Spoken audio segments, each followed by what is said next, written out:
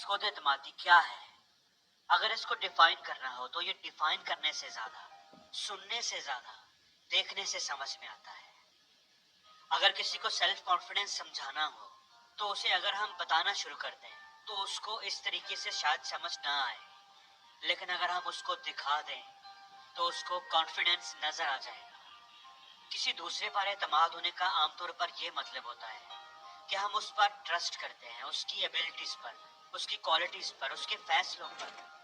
Self confidence का मतलब ये भी है कि हम अपने बारे में क्या सोचते हैं, क्या फील करते हैं, और दूसरे लोग हमारे बारे में कैसा फील करते हैं, क्या राय रखते हैं हमारे काम के बारे में, हमारी परफॉर्मेंस के बारे में। अक्सर लोग जो खुद एतमादी की कमी का शिकार होते हैं उनको शायद सही तौर पर अंदाजा नहीं होता, लेकिन उनके अंदर कुछ ऐसी आदतें होती हैं, कुछ ऐसे काम वो अनकॉन्शियसली कर रहे होते हैं जो उनके एतमाद को कम करते हैं, जो उनके अंदर खुद एतमादी की कमी का बायस बन रहे होते हैं और उनको ये पता ही नहीं होता। तो आज हम उन्हीं आदतों को डिस्कस करेंगे। तो सबसे पहली आदत है अपना ख्याल न रखने की आदत।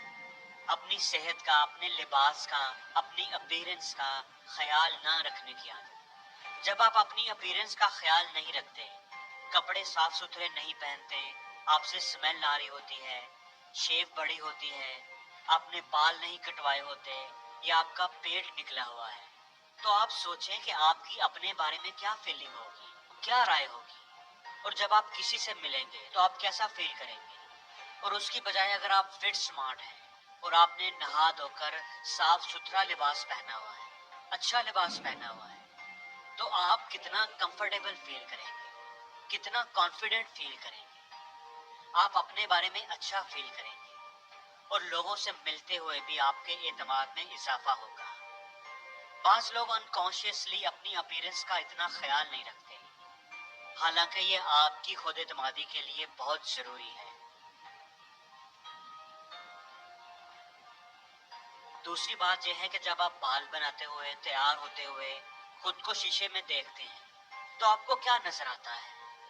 क्या आपकी नजर खुद में मौजूद, अपने चेहरे में मौजूद किसी छोटी सी मामूली सी खामी पर होती है, किसी कमी पर होती है? और क्या आप उसी के बारे सोचते रहते हैं?